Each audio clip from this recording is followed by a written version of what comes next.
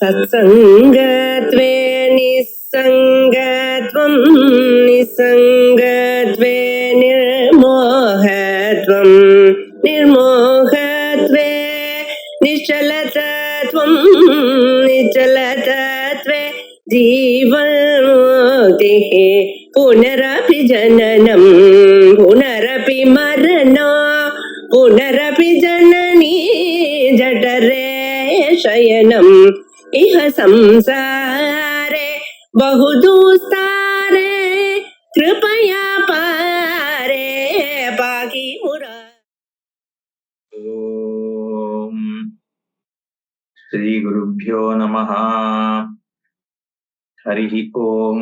सदाशिवसमारम्भाम् शङ्कराचार्यमध्यमाम् अस्मदाचार्यपर्यन्ताम् वन्दे गुरुपरम्पराम्।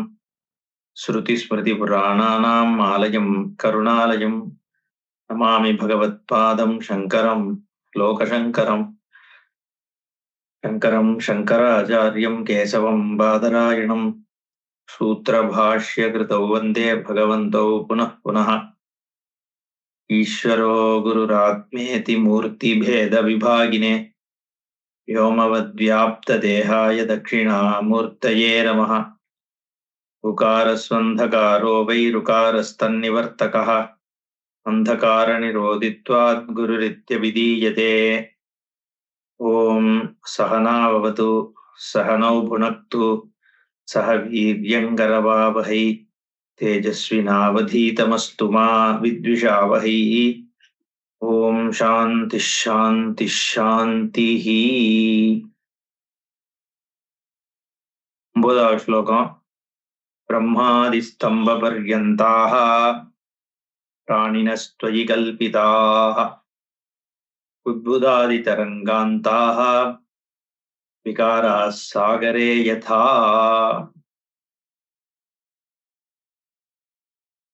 ब्रह्मादिस्तम्भपर्यन्ताः प्राणिनः त्वयि कल्पिताः सागरे बुद्बुदादितरङ्गाः विकाराः यथा कल्पिताः तथा एव।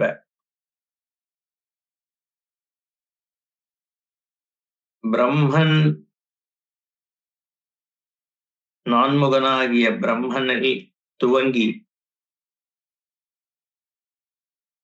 ஸ்தம்பம் என்று சொல்லப்படக்கூடியதாகிய மிக சிறிய ஒரு உயிரினம் வரையில் எல்லா பிராணிகளும் உன்னில் கல்பிக்கப்பட்டவை.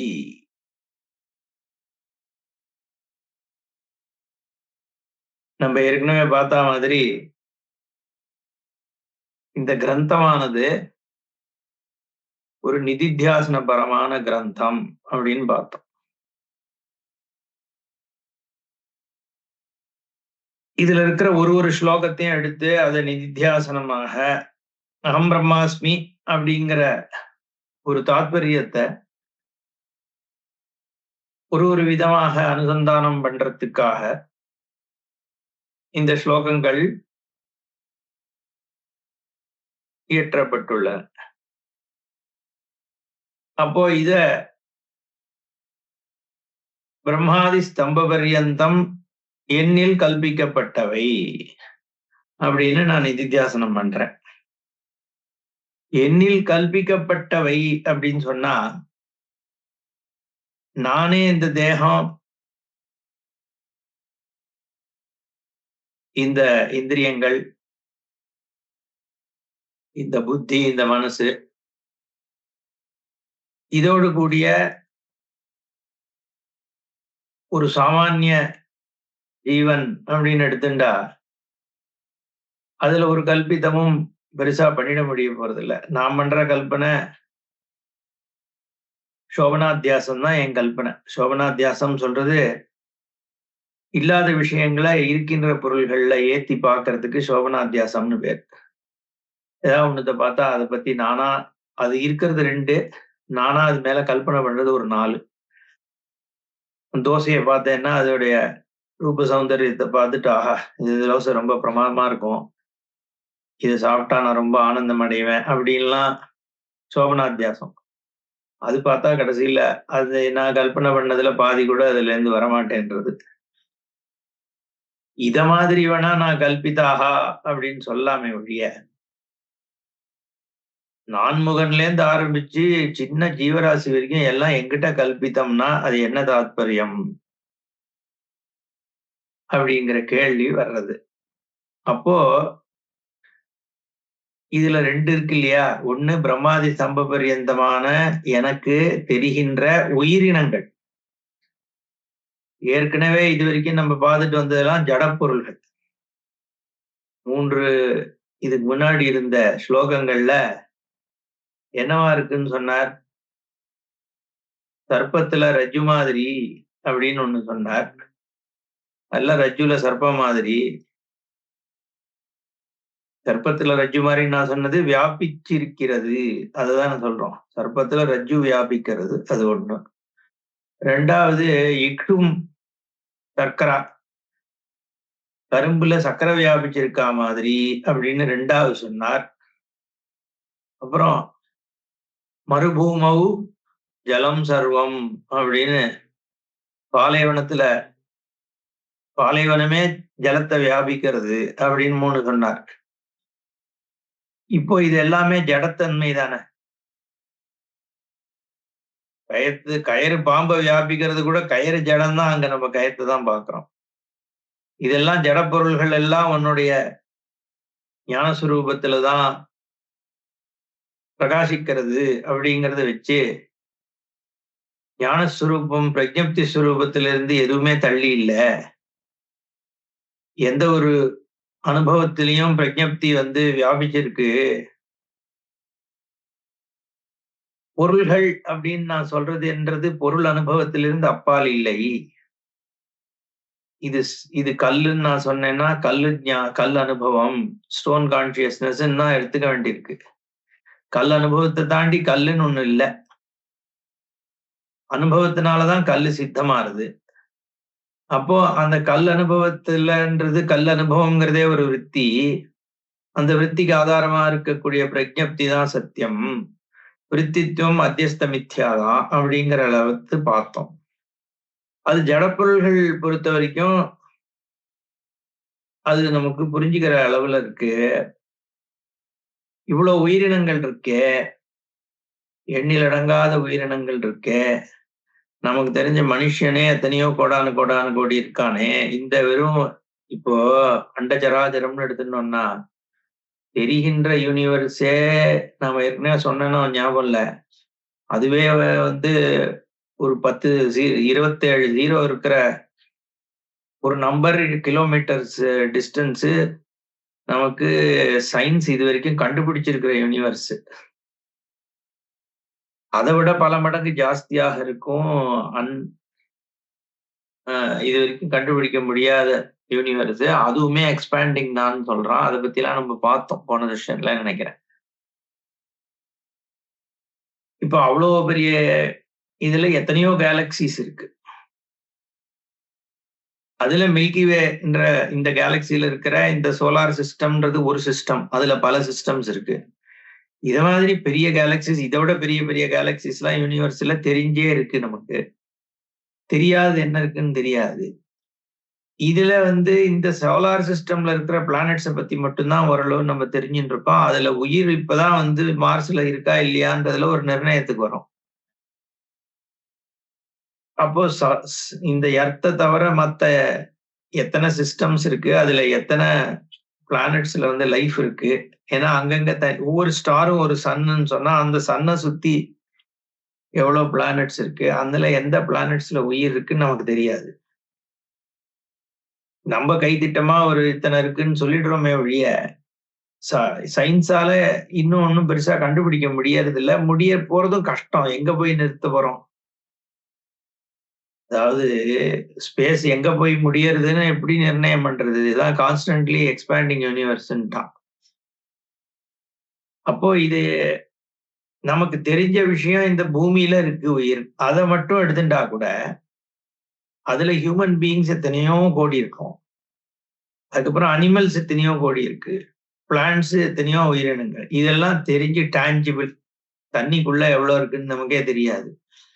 சரி, இதுக்கப்புறம் மைக்ரோ ஆர்கானிசம்ஸ்னு உயிரினங்கள் எத்தனையோ இருக்கு. ஒரு மனுஷனோட உடம்புலயே மில்லியன்ஸ் இருக்குன்றோம். இது எத்தனை உயிர்கள், அதுக்குள்ள என்ன இருக்கு? சோ இதுவுமே நம்ம பர்சீவபிள் என்டிட்டிஸா பாக்குறோம். இதுக்கும் நம்ம ஹியூமனால இன்னும் கண்டுபிடிக்கப்பட முடியாத உயிரினங்கள், இந்த மாதிரி மைக்ரோ ஆர்கானிசம்ஸ் என்ன இருக்குன்னு நமக்கு தெரியாது. இது இந்த லோகம். இன்னும் சாஸ்திரப்படி போனோம்னா பிரம்மலோகம் இருக்கு, பாதாள லோகம் இருக்கு, மத்த லோகங்கள் இருக்கு. இல்லைன்னு நம்ம சொல்றதுக்கு இல்ல. நமக்கு என்ன தெரியும்? அடுத்த கேலக்சியில என்ன இருக்குன்னே தெரியாதுங்கிற பொழுது ஈஸ்வரனுடைய சிருஷ்டியில எங்க என்ன இருக்குன்னு நமக்கு என்ன தெரியும்? அப்போ இத்தனை உயிரினங்கள் இருக்கே, நமக்கு இது தெரிய கூட தெரியாது. அதெல்லாம் என்கிட்ட கல்பிதம்னு எப்படி சொல்ல முடியும்? அப்படிங்கிற கேள்விலாமும் வர்றது. எப்படி தீர்மானமாக தொய் கல்பிதா அப்படின்னு ஒண்ணு சொல்லிட முடியுமா? கல்பிதம்னா என்ன? கல்பிதம்னா இல்லாத ஒண்ணு நான் கற்பனை பண்றேன்னு ஆச்சா? கற்பிக்கப்பட்டதுன்னா என்ன அர்த்தம்னா, நீ உயிரினங்களை பாக்குறேன்னு சொல்றியே, உனக்கு பிரதீதமாகிறது எப்பவுமே ஜடப்பொருள் தான். அந்த ஜடப்பொருள் இயங்கிறதுனால அதால வாய் திறந்து பேச முடியாது, அது நகர்றது, அது வளர்றது, இதெல்லாம் பார்க்கும் பொழுது அதுலயும் நம்மளுக்கு இங்க இந்த தேகத்துக்குள்ள எப்படி ஒரு சேத்தனம் இருக்கோ, அது மாதிரி அதுக்குள்ள ஒரு சேத்தனத்துவம் இருக்கு அப்படிங்கிறத நம்ம அனுமானிக்கிறோம், இன்ஃபர் பண்றோம். அவ்வளவுதான் பண்றோமே ஒழிய நமக்கு பிரத்யட்சமானது என்னன்னா ஜடம்தான் பிரத்யட்சமாறும். அந்த ஜீவனுடைய உயிர் பிரத்யட்சமாகல, உடம்புதான் பிரத்யட்சமாறுது நமக்கு. அதுல நடக்கிற கிரியைகள் பிரத்யட்சமாறுது. இதெல்லாம் தான் நமக்கு சித்திக்கிறது. ஆனா அதெல்லாம் நகர்றதுங்கிறதுனால அதுக்குள்ள ஒரு சேதன வஸ்து, சேத்தனத்துவம் ஒண்ணு இருக்கு. அந்த சேத்தனத்துவம் நம்ம ஒரு வரையறுக்கப்பட்ட இடத்துல இருக்குன்னு நம்ம ஒரு அனுமானிக்கிறோம். அதுக்கு ஆதாரம் இல்லை. என்ன அனுமானிக்கிறோம்? திருப்பியும் சொல்றேன். இந்த உடம்பு ஒரு முயல் இருக்கு அப்படின்னா, அந்த முயலுக்கு உள்ள ஒரு சைதன்யம் உட்கார்ந்து இருக்கு, அதுதான் முயலினுடைய ஆத்மா. அந்த சைதன்யத்தினால அந்த முயல் இயங்கிறதுன்னு ஒரு அனுமானம் பண்றோம். அதுக்கு சாஸ்திரம் வேணா பிரமாணம். மற்றபடி சயின்ஸ்னாலேயோ எதனாலேயோ கட் பண்ணி ஒண்ணு காண்பிக்க முடியாது. அது ஒரு லிமிட்டட் என்டிட்டி, ஸ்பேஷியலி லிமிட்டட்னு எதை வச்சு நம்ம தீர்மானம் பண்ண முடியும்? அந்த உயிருங்கிறத. ஏன்னா அது நமக்கு பிரத்யட்சத்துல சித்தம் ஆகிறது இல்லை. அப்போ என்ன நமக்கு சித்தமாறுது? பிரமாண சித்தமா என்ன ஆறுதுன்னா, ஜடத்தின்மை மட்டும்தான் எனக்கு திருஷ்யமாகிறதே ஒழிய சைதன்யம் திருஷ்யம் ஆகிறது இல்லை. அனுமானத்தினால வேணா நான் சொல்றேன், அதுவுமே பிரமாணம்னு பண்ண முடியாது. ஏன்னா அந்த அனுமானமும் எஸ்டாப்ளிஷபிள் கிடையாது. ஒரு யூகம் தான் பண்றாங்க, அனுமானம் கூட சொல்ல முடியாது. ஏன்னா அனுமானம்னா அது பிரமாணம் ஆயிடுறது. அப்போ இந்த உயிரினங்கள் எல்லாம் என்னன்னா அதனுடைய ஸ்தூலத்தன்மையினால எனக்கு பிரத்யட்சமாகிறது. அப்போ அதுவுமே அதனுடைய இருத்தல் எனக்கு பிரத்யட்சமாகும் பொழுதுதான் அது இருக்கிறதுன்றது ஆறுது. எந்த விதமான ஸ்தூல அனுபவமும் எனக்கு அது பிரகாசிக்கிறதுனாலதான் அது சத்தா. ஒரு சேத்தனமுமே இல்லாத இருந்ததுன்னா ஜடப்பொருள்கள் இருக்க முடியுமோ? இருக்குன்னு சொல்லதான் முடியுமா? ஜடத்தன்மைங்கிறது சைதன்யத்துல நடக்கிற பிரகாசத்தினாலதான் அதுக்கு சத்தாவே கிடைக்கிறது அப்படின்னு நம்ம புரிஞ்சுக்கணும். ஏன்னா அது அனுபாதி.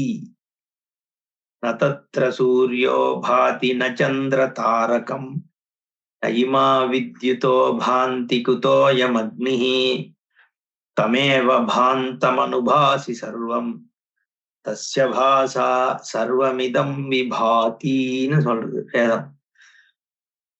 சூரியனாக இருக்கட்டும், சந்திரனாக இருக்கட்டும், தாரகைகளா இருக்கட்டும், நட்சத்திரங்களா இருக்கட்டும், இல்ல விடிமின்னலாக இருக்கட்டும், இதெல்லாம் மத்தத்தை பிரகாசம் பண்றதுதான். சூரியனுடைய பிரகாசம் உலகத்தையே பிரகாசிக்க பண்றது. சந்திரனுடைய பிரகாசமும் உலகத்தை பிரகாசிக்க, உலகம்னா நம்ம எர்த்த சொல்றோம். இப்போ மின்னல் ஓரளவுக்கு இடங்களை பிரகாசிக்க பண்றது, இடி, நட்சத்திரங்கள் ஓரளவுக்கு வெளிச்சத்தை கொடுக்கறது, எலக்ட்ரிசிட்டி ஓரளவுக்கு எல்லாம் அதுதான் பிரகாசிக்க பண்றது. இதெல்லாம் சுயம் பிரகாசமா? இப்போ இந்த துணி இருக்கு, இத பிரகாசம் பண்றதுக்கு டியூப்லைட் தேவைப்படுது. அந்த டியூப்லைட்ல வர்ற லைட் இதுல பட்டு வருது சரி, பட் அந்த லைட்டினுடைய பிரகாசத்தினால தெரியற இந்த துணி பிரகாசிக்கிறதுக்கு அந்த லைட் மட்டும் போராது, அந்த லைட்டை உணர்கின்ற ஒரு அறிவு தேவை. ஞப்திஸ்வரூபம் இல்லாமல் விளக்கு பிரகாசிக்குமோ? அது எங்கேருந்து வருது அப்போ? அந்த பிரகாசம் ஆத்ம பிரகாசத்தினாலதான். அதனாலதான் இதெல்லாம் அனுபாதி. சூரியன் பாதி, இந்த துணி அனுபாதி. சூரியன் பிரகாசிச்சதுக்கு அப்புறம் தான் துணி பிரகாசிக்க முடியும். அப்போ அது பாதி, இது அனுபாதி.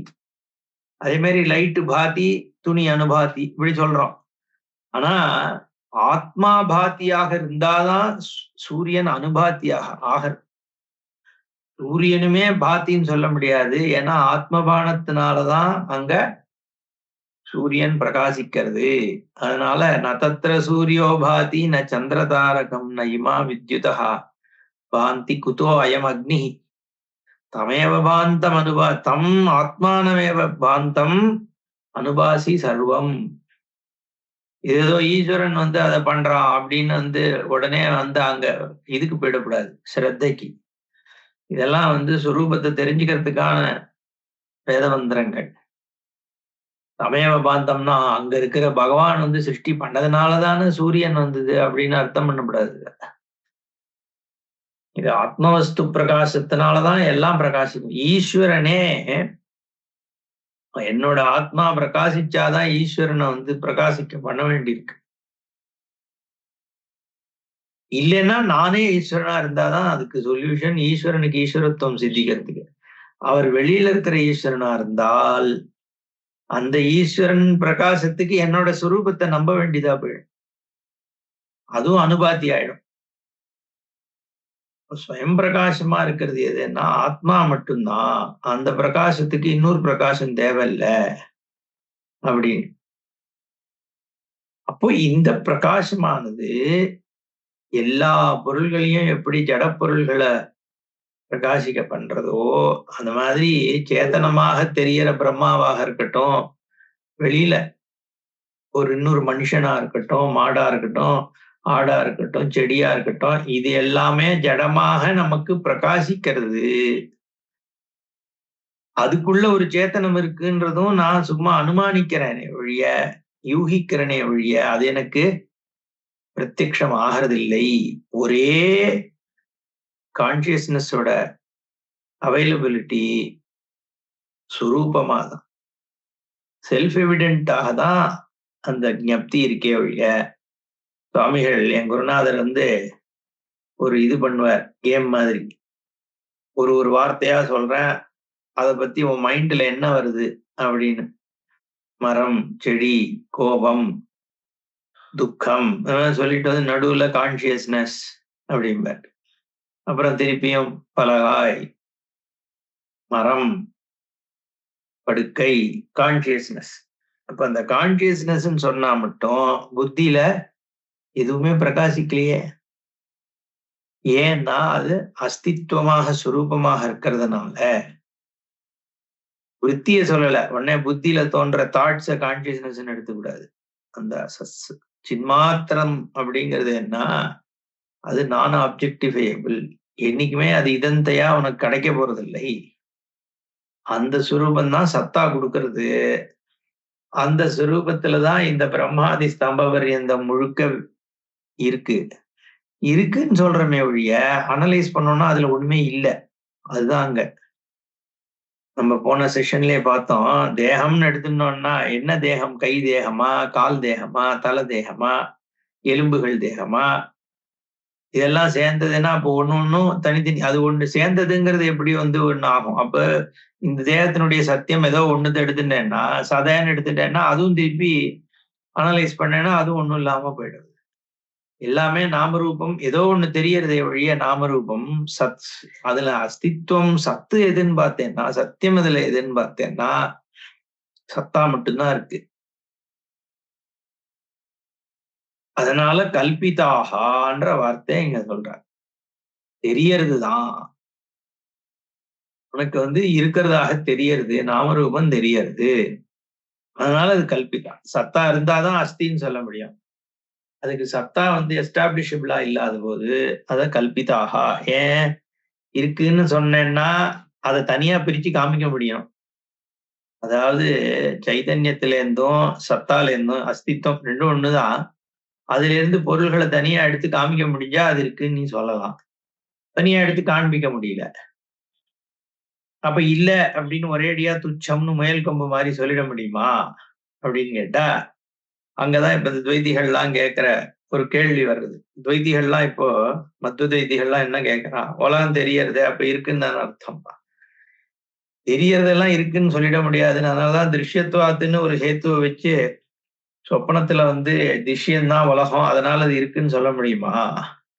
அப்ப இருக்கு தெரிகிறது அப்படிங்கிறது இருக்குன்றதுக்கு ஹேத்துவாயிடாது.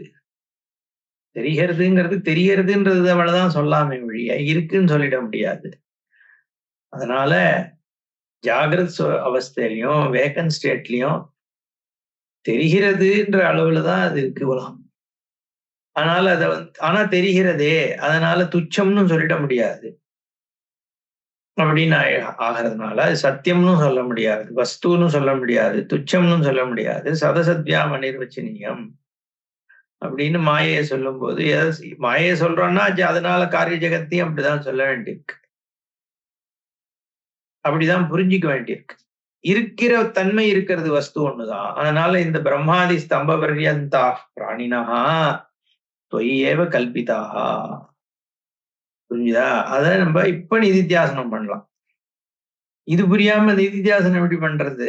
இந்த சுரூபத்தின இந்த ஸ்லோகம் எப்படி அது கல்பிதாவாகிறதுன்றது வந்ததுக்கு அப்புறம் அந்த பாவத்தை நம்ம நிதித்தியாசனம்.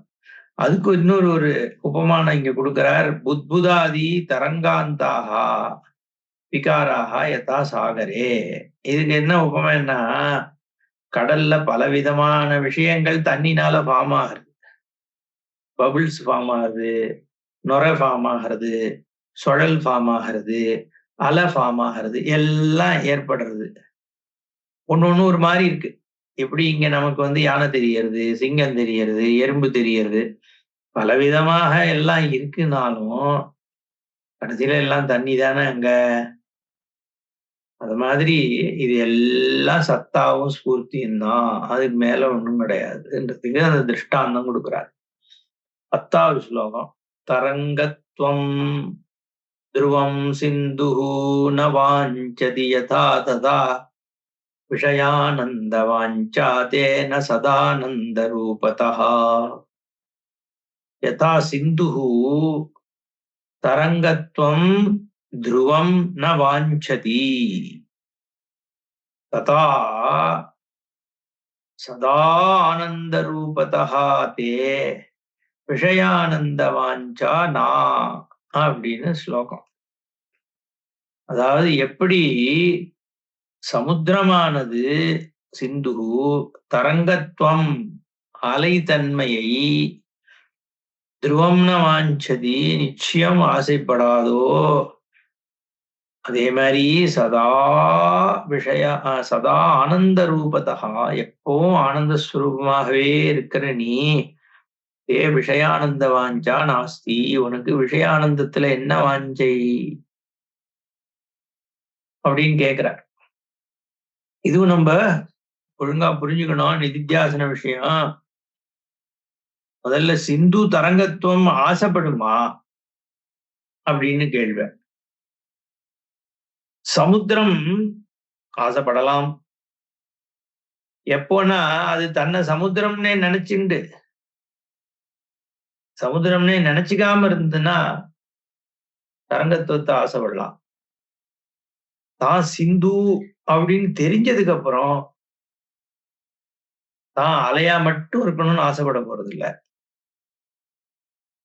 நான் சமுத்திரம், ஆனா என்கிட்டதான் எல்லா அலைகளும் இருக்கு, என்னுடைய பாகம்தான் இந்த அலையெல்லாம். அலையா இருந்து நான் சந்தோஷப்படுறதுல ஒண்ணும் தப்பு கிடையாது கொஞ்ச நாளைக்கு. ஆனா நான் சிந்துங்கிற ஞானத்தோடு கூட இந்த அலையாக இருக்கிறேன் அப்படின்னு சிந்து நினைச்சா அது தப்பு இல்ல.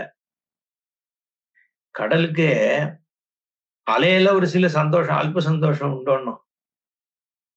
இப்ப இதுல நம்ம என்ன பார்க்கணும்னா, எது நமக்கு இருக்கலாம், எது நமக்கு இருக்க வேண்டாம் அப்படிங்கறத யோசிக்கும் பொழுது, அலைன்ற விஷயத்துல சமுத்திரம் என்ன யோசிக்கலாம்னா, இவ்வளவு பெரிய கடலா இருந்துன்னு ஒரு ஸ்டில் கடலா இருக்கிறது ஒரு ஆனந்தம். ஆனா இந்த சின்ன அலையா இங்கேயும் எங்கேயும் ஓடி நான் போய் அந்த கரையில மோதி திரும்பி வர்றது, அதை நான் என்ஜாய் பண்ண சந்தோஷம்தான். ஆனா நான் வெறும் அலை மட்டும் நினைச்சுட்டேன்னா என்னோட லைஃப் ரொம்ப சின்னதா போயிடுது. ஒரு அலை எத்தனை நாள் இருக்க போறது? Maximum few minutes. முக்காவாசி அலைகள் செகண்ட்ஸ் தான் இருக்கும். அப்போ ஸ்திரம் இல்லாத தன்மையுடையதாக அலை ஆயிடும். நான் அலைதான் அப்படிங்கிற பாவத்தோட நான் இருந்தேன்னா, அந்த அந்த ஒரு அப்படி நான் அலைதாங்கிற ஒரு பாவம் கூட இல்ல, ஒரு அஜ்ஞானமாக நான் இருந்தேன்னா, அப்போ நான் இறந்து போயிடுவேன். நான் இத்தினூண்டா இருக்கேன், நான் இந்த சின்ன அலை, பக்கத்துல இருக்கிறது பெரிய அலை, என்ன அந்த அலை சாப்பிட்டுரும். பாரு எனக்கு முன்னாடி 2, 3 சின்ன சின்ன அலை போச்சு, அதுக்கு முன்னாடி போன ஒரு பெரிய அலை அந்த 2 சின்ன அலையும் சேர்த்து சாப்பிட்டு இதுவே பெரிய அலையாகி போயிட்டு வந்தது. அது மாதிரி என்னையும் எனக்கு பின்னாடி வர்ற பெரிய அலை சாப்பிட்டுரும். எனக்கு லைஃப் இத்தினூண்டு தான் அப்படி எல்லாம் அது கவலைப்படும். அதுதானே வேண்டாம். அந்த பரிச்சின்னத்துவம், அந்த பரிச்சின்னத்துவம் தான் எனக்கு பிரச்சனை.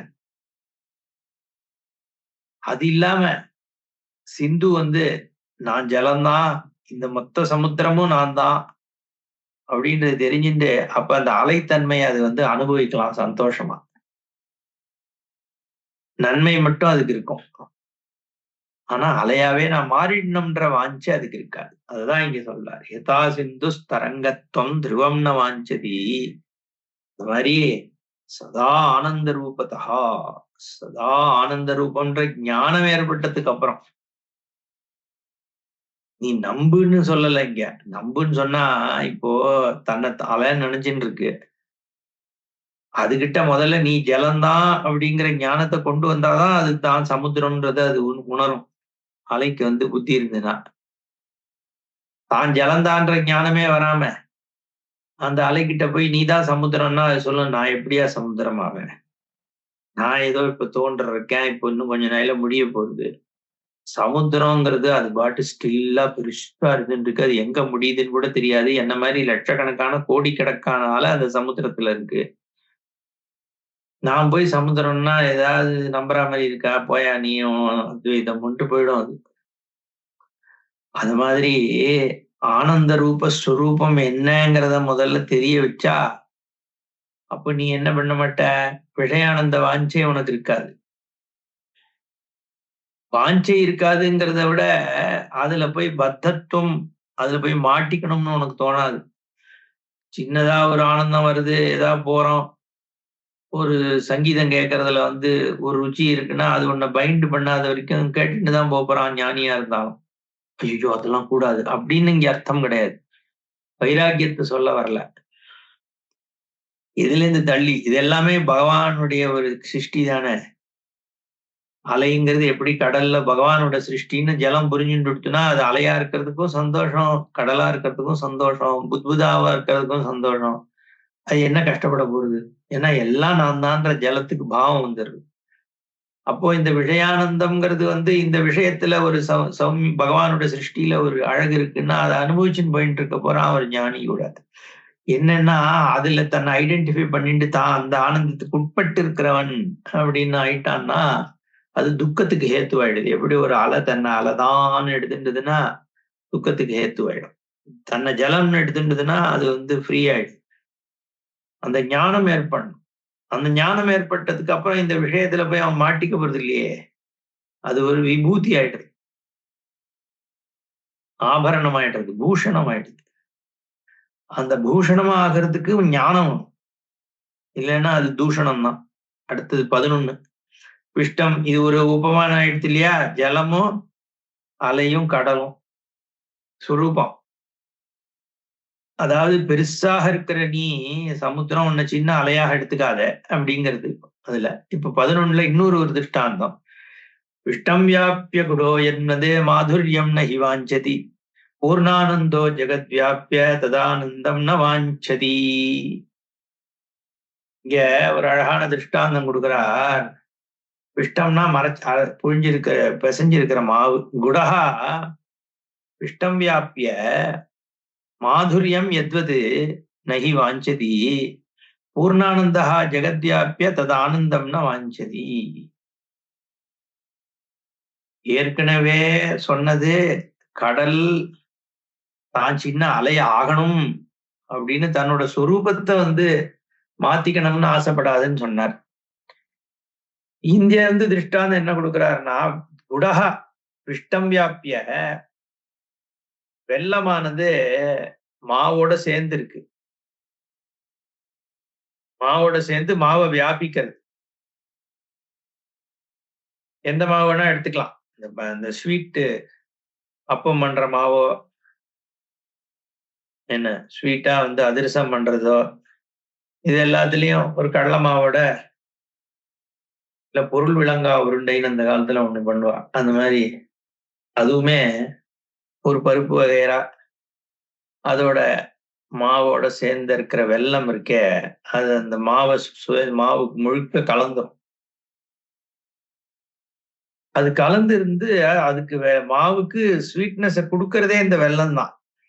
மாவுக்கு ஒரு ஸ்வீட்னஸ் சுபாவமா கிடையாது. இது அந்த பிஷ்டத்துக்கு தான் வியாபிச்சுட்டு ஸ்வீட்னஸ கொடுக்கறது. அந்த மாதுரியத்தை நவாஞ்சதி. இந்த குடம் இருக்க வெல்லம் எனக்கு அந்த மாவோட ஸ்வீட் வேணும் அப்படின்னு நினைக்குமோ? மாவுக்கு ஸ்வீட் கொடுக்கறதே இதுதானே. அப்ப ஏன் மாவோட ஸ்வீட் இது போய் தேட போறது? இது மாவு, நான் எனக்கு இந்த ஸ்வீட் தான் வேணும்னா நான் எதுக்கு மாவு கிட்ட போய் முதல்ல நீ அரிசியை கொண்டா நான் உமியை கொண்டு வரேன், 2 பேரும் கலந்து ஊதி ஊதி சாப்பிடுவோங்கிற மாதிரி ஸ்வீட் இல்லாத பிஷ்டத்துக்கு போய் இது போய் மாதுரியத்தை கொடுத்துட்டு அப்புறம் பிஷ்டத்துக்கிட்ட இருந்து மாதுரியத்தை தேடுமோ? தேட போறது இல்ல. அந்த மாதிரி ஆனந்த ஸ்வரூபமானது பூர்ணானந்தமாக இருக்கக்கூடிய ஸ்வரூபம் இந்த உலகத்தை வியாபிச்சிருக்கு. ஆனந்த அஸ்தி சத்தியம் ஞானம் அனந்தம் பிரம்ம. அனந்தம் தான் அந்த ஆனந்தம். என்ன அந்த ஆனந்தம்ங்கிறது அனந்தமாக இருக்கும் பொழுது துக்கத்துக்கு ஒரு காரணம் கிடையாது. அந்த ஸ்டில்னஸ் சொல்றமே சமுத்திரத்துக்கு, அந்த மாதிரி துக்கமோ சுக தாரதமியமோ. ஏன்னா இந்த ஆனந்தம்னா இங்க அனந்தம் தான் சொல்லியிருக்கு. நான் ஒருத்தர் சொல்றதை கேட்டேன், வேதாந்தி உத்தர். என்ன அவர் சொல்ற, சத்தியம் ஞானம் அனந்தம் தான் இங்க சொல்லிருக்கு. ஆனா வேற இடத்துல எல்லாம் ஆனந்தம்ன்ற பதம் உபயோகமாயிருக்கு வேதாந்தத்துல. அதனால அனந்தம் மட்டும் இல்ல, ஆனந்தமும் கூட.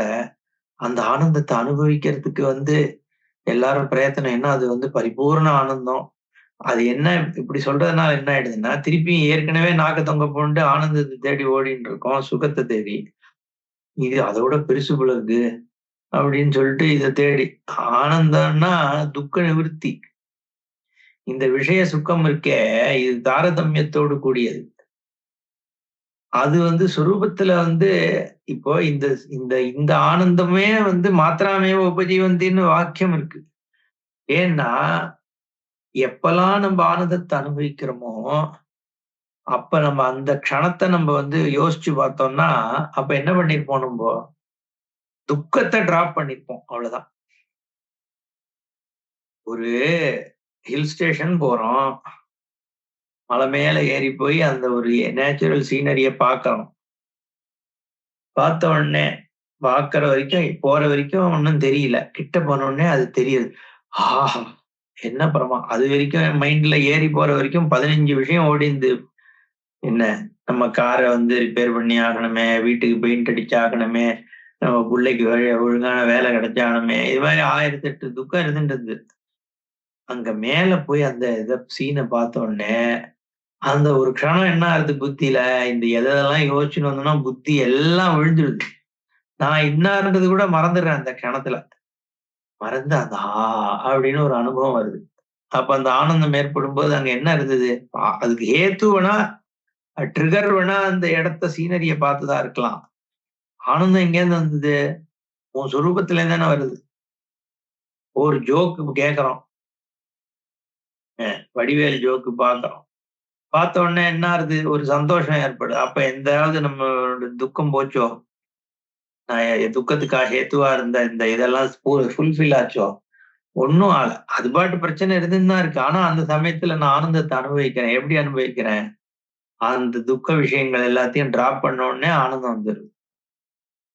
நம்ம அந்த ஆனந்தம் கிடைக்கிற மொமெண்ட்ட எப்போ அனலைஸ் பண்ணி பார்த்தோம்னா, அந்த எல்லா மொமெண்ட்லயும் நம்ம என்ன பண்ணிருப்போம்? நம்ம மைண்ட மத்த பிரச்சனைகள் எல்லாத்தையும் டிராப் பண்ணிட்டு, நானுங்கிற எண்ணத்த கூட டிராப் பண்ணிட்டு, அது ஆனந்தத்த அனுபவிக்கிறோம்.